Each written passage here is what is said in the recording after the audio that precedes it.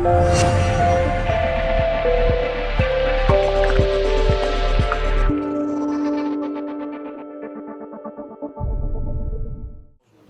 të nderuar të Republikës, deputet të Kuvendit të Kosovës, prej kur e ka nënshkruar marrëveshjen e tradhtisë kombëtare për zajednicën, krye polici i Kosovës, Isa Mustafa, ka arrestuar 51 aktivist të lëvizjes vetëvendosje.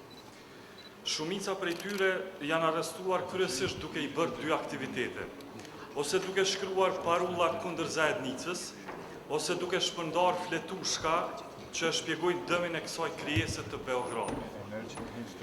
Më 25 gusht u arrestuan 3 aktivist vetëm pse deshtën që në oborin e kryeministrit ta vendosnin parullën "Shiti pronat tua e jo të Kosovës".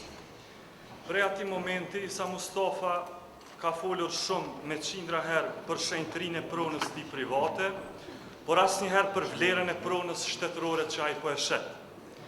Më 26 gusht u arrestuan 3 aktivist duke ecur rrugës dhe të cilët i dërguan në departamentin e krimeve kibernetike, vetëm pse njëri prej tyre kishte me vete laptop.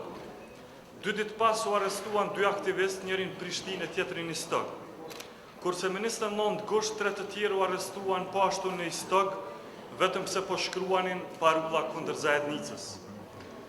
Më 1 shtator u arrestuan 4 aktivist në Ferizaj, kurse të nesërmën u arrestua një aktivist në shtëpinë e tij në Prishtinë dhe 2 të tjerë vetëm pse policia ju gjeti fletushka në vetur.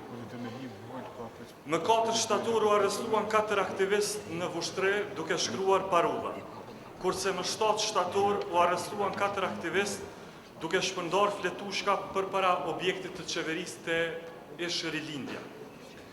Më 8 shtator u arrestuan një tjetër aktivist, kurse një ditë pas u arrestuan 2 aktivist për shkak se hodhën ngjyrë në veturën e kryeministrit, dhe më 11 shtator 15 aktivist u arrestuan sepse u ashfryn gomat e veturave qeverisë që na solli zajednicën.